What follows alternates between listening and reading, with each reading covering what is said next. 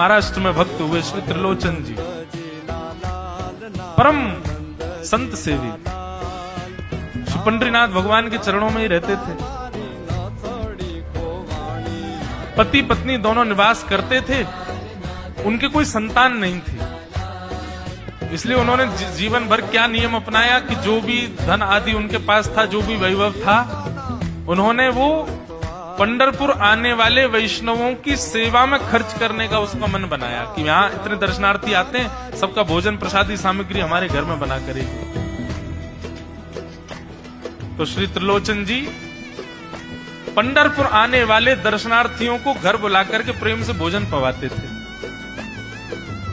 और जितने भी दर्शनार्थी दर्शन करके पंढरपुर से जाते थे, वो अन्य संतों को कह देते, वो कहां जा रहे हो? बोले पंढरपुर जा रहे हैं। बोले भैया पंढरपुर जा रहे हो तो त्रिलोचन जी के यहां जाना, उनके यहां भोजन प्रसादी बहुत बढ़िया संतों के अनुकूल बनाते हैं।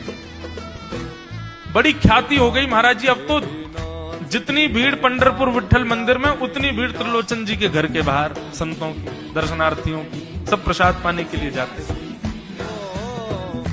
त्रिलोचन जी और उनकी पत्नी बड़े प्रसन्न कि इतने संतों की सेवा हम कर पा रहे हैं, ये हमारा सौभाग्य है। धीरे धीरे दोनों वृद्ध अवस्था को प्राप्त हो गए। दोनों वृद्ध हो गए तो अब इतनी सामग्री बना नहीं पाते, कोई सेवक नहीं था, स्वयं बनाते थे पति पत्नी मिलकर के।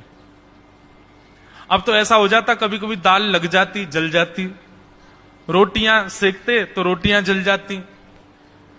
वृद्ध अवस्था, थक भी गए थे बहुत ज्यादा, तो प्रसाद पवाते तो थे, संत जन बेचारे प्रेम से स्वीकार तो करते, पर अब स्वाद नहीं होता था, तो बेचारे जैसा था उसको पाते, थोड़ा बहुत पा करके चले जाते।